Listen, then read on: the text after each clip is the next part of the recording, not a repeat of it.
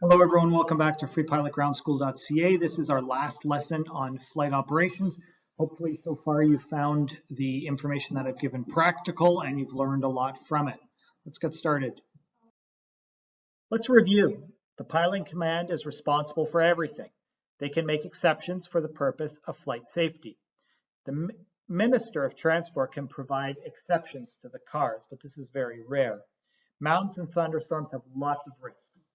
Runway numbers are magnetic in southern domestic airspace and true in northern domestic airspace. Hydroplaning occurs on wet runways. We have three types. Dynamic, a wall of water ahead of the wheel. Viscous is a thin layer of water. And reverted rubber is burning rubber or steam, preventing contact with the surface of the runway. Okay, let's review. The critical surfaces of an aircraft must be clean of contamination. You can't have any frost, ice, or snow on the wings, tail, or propeller, or other lifting and control surfaces. Frost can increase drag by up to 40% and decrease lift by up to 30%. High density altitude decreases airplane performance. Ground effect is the reduction of induced drag close to the ground. There is a risk of getting airborne, but not climbing out of ground effect. The best rate of climb is the best climb in shortest amount of time. It is also the point where you have the best lift-drag ratio with the power on. The best angle of climb is the best climb in the shortest distance. You would want to use this climb speed whenever you have to clear an obstacle. The best angle of climb speed is typically the minimum drag speed with the power on. Maneuvering speed at stall speed is the stall speed at the maximum load factor. As you increase weight, this maneuvering speed increases. It is also the speed that you want to be flying in turbulence. The best range for an aircraft and the best glide occurs at the best lift-drag ratio. Slow flight is the speed range between best endurance speed, so minimum drag, and the stall speed. A stall occurs whenever the angle of attack exceeds the critical angle.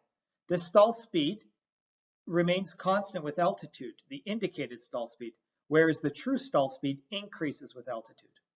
A spin occurs when there is a yaw during a stall, resulting in the downgoing wing having a higher angle of attack and therefore being more stalled than the upgoing wing. Conversely, a spiral is a high-speed descending turn. The aircraft is not stalled during a spiral. An aft center of gravity increases the top speed and stall speed, decreases stability, but results in a stall that is more difficult to recover from. Let's review. Wing turbulence is caused by wingtip vortices. It can take 2 minutes or more to dissipate, and when it does dissipate, it dissipates slowly. It can cause extreme turbulence, exceeding the control capabilities of your aircraft. If you cannot wait this required amount of time, all performance charts make certain assumptions. If you're operating in conditions that are not part of the assumptions, you don't have accurate data.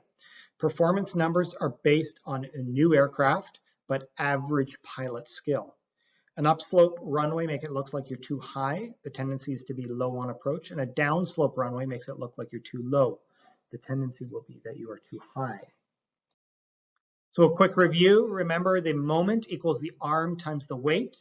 You add up your weights and your moments, and you look at your chart to find out if you're in the center of gravity limits. And remember to tie down your cargo. ELT transmits on 121.5 and or 406. When needed, turn the ELT on and leave it on. Test the ELT on the first 5 minutes of every hour when you need to test it for maintenance purposes. Lastly, remember that critical surfaces must be clean of any contaminants. So no snow, ice, anything like that. Frost can increase drag by up to 40% and decrease lift by up to 30%. Type 1 de-ice fluid, which is orange, it's used to remove contaminants. Type 4 is an anti-ice fluid, it's green, and it's used to build up or prevent the buildup of contaminants. That concludes the review for flight operations. Thanks for joining me for this lesson, and hope to see you in the next lesson.